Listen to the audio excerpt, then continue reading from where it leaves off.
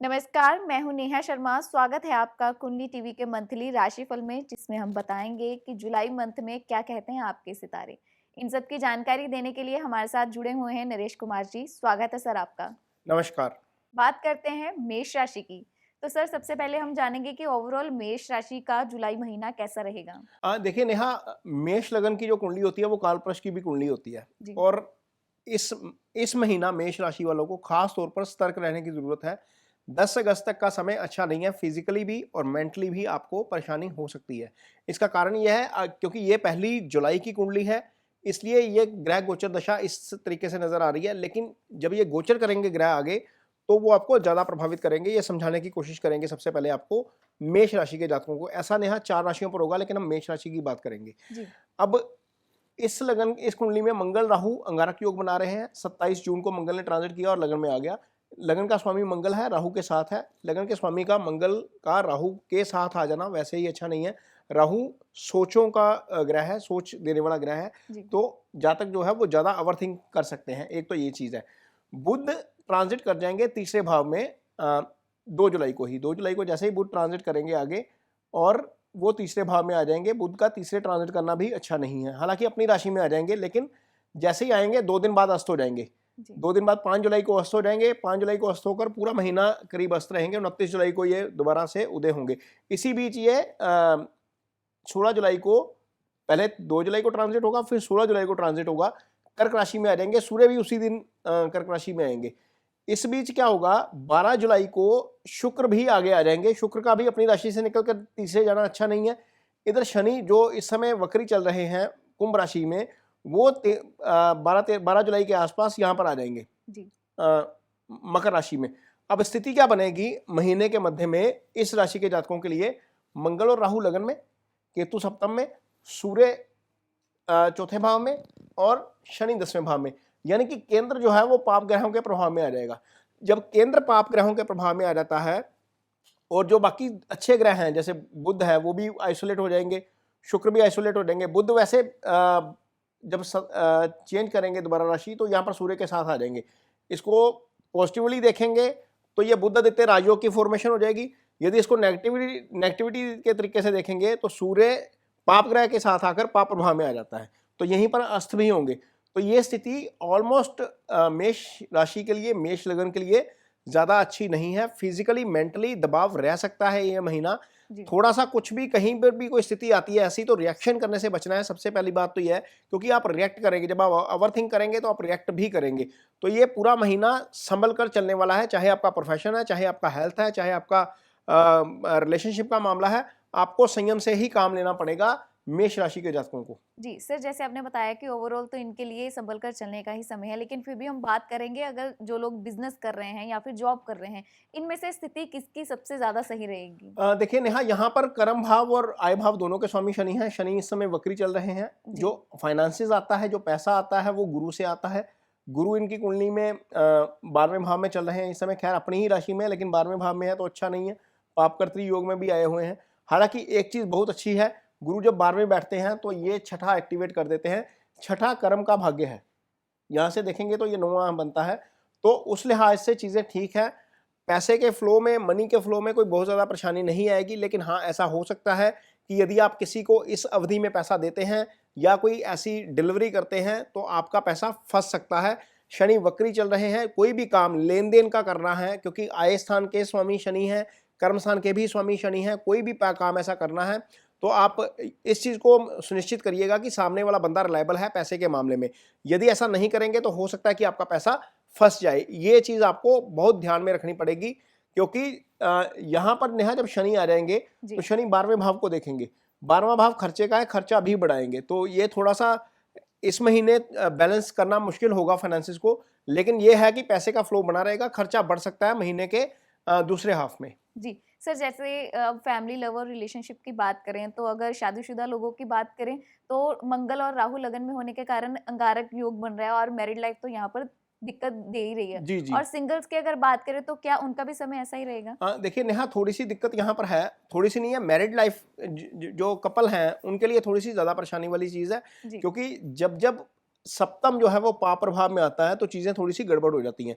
अब सप्तम कैसे पाप प्रभाव में आ रहा है नेहा? केतु यहाँ पर है, जी शनि जब यहाँ पर आएंगे तो 10वीं दृष्टि से इस भाव को देखेंगे, मंगल राहु ऊपर से देख रहे हैं, तो जब 4 ग्रहों का प्रभाव सप्तम के ऊपर पड़ रहा है और सप्तमेश जाकर आइसोलेट हो जाएगा तीसरे भाव में, जी तो कारक भी वही है, इस कुंडली में शादी का कारक ग्रह भी वही है। जब आइसोलेट हो जाएगा वहां पर कोई ना तो अच्छी दृष्टि पड़ रही है ना बुरी, हाँ शुक्र भी केतु के प्रभाव में आ जाएगा, जब 9th दृष्टि से उसको केतु देखेंगे तो शुक्र भी उस प्रभाव में आ जाएगा। मैं इसीलिए बोल रहा हूं कि आपको रिलेशनशिप में जो है वो बहुत संयम से काम लेना पड़ेगा। ऐसी स्थिति आएगी कि आप ओवर रिएक्ट करेंगे, ऐसी स्थिति आएगी कि आपको सामने वाले का जो व्यू पॉइंट है वो शायद अच्छा ना लगे, लेकिन उस स्थिति में अपने आप को बैलेंस रिएक्शन के साथ बचाइए, क्योंकि मामला आगे जाकर ज्यादा बिगड़ सकता है। पाप प्रभाव में है सारे, जो केंद्र ही है पाप प्रभाव में आ गया आपका।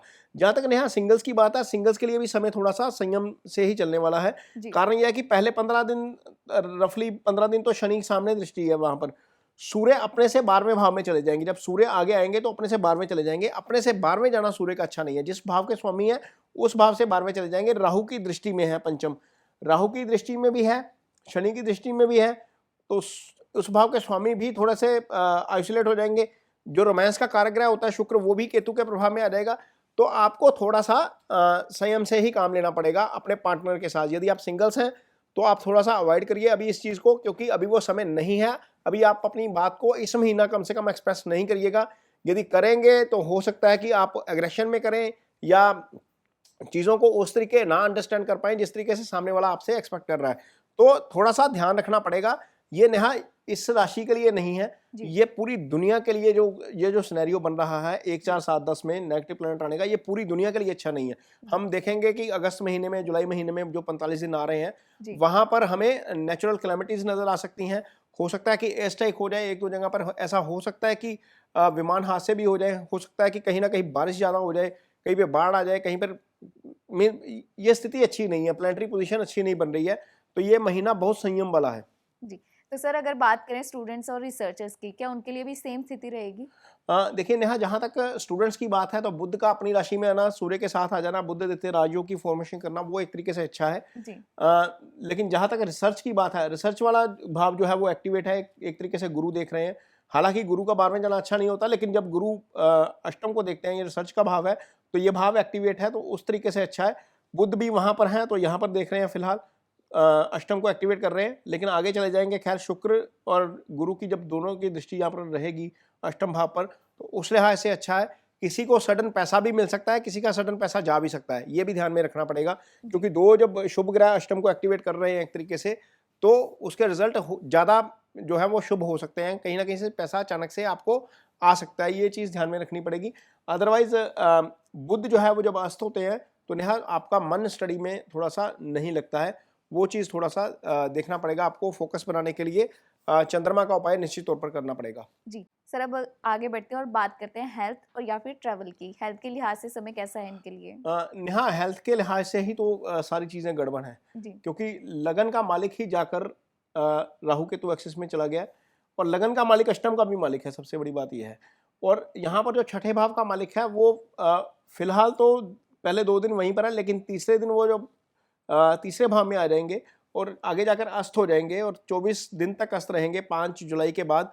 तो थोड़ा सा हेल्थ को लेकर कंसर्न हो सकते हैं। यदि आपका काम ऐसा है जिसमें आपको गाड़ी चलानी पड़ती है या जिसमें आपको मशीन पे काम करना पड़ता है, तो आपको बिल्कुल ध्यान से काम करने की जरूरत पड़ेगी। ये नेहा कई बार ऐसा होता है कि लोग कहते हैं कि एस्ट्रोलॉजर डरा देते हैं, ये एक्चुअली स्थिति ही ऐसी है, प्लैनेटरी पोजीशन ही ऐसी है कि आपको थोड़ा सा संयम से काम लेना पड़ेगा।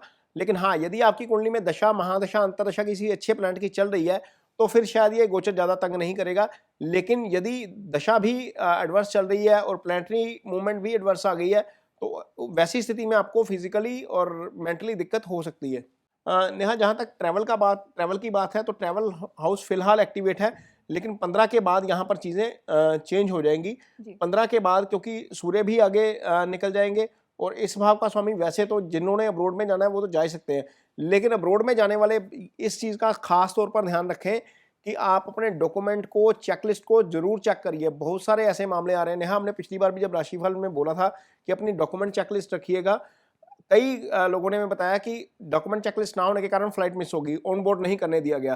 तो ये चीज़ ध्यान रखने की बहुत ज़रूरत है आपको कि आप अपना चेकलिस्ट जरूर ध्यान में रखिएगा, क्योंकि ये पापकर्त्री में है, इस भाव के स्वामी जो है वो पापकर्त्री में है, और इस भाव के स्वामी इस भाव के स्वामी भी हैं।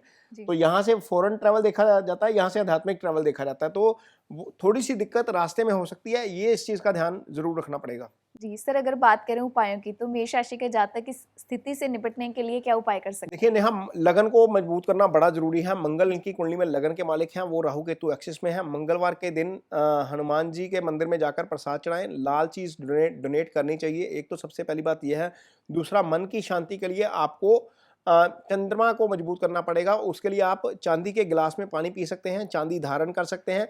आप अपने कपड़ों में पूरा जुलाई का महीना कपड़े जो हैं उसमें व्हाइट टोन आपके ज़्यादा होनी चाहिए, उससे आपको काफ़ी अंतर पड़ेगा।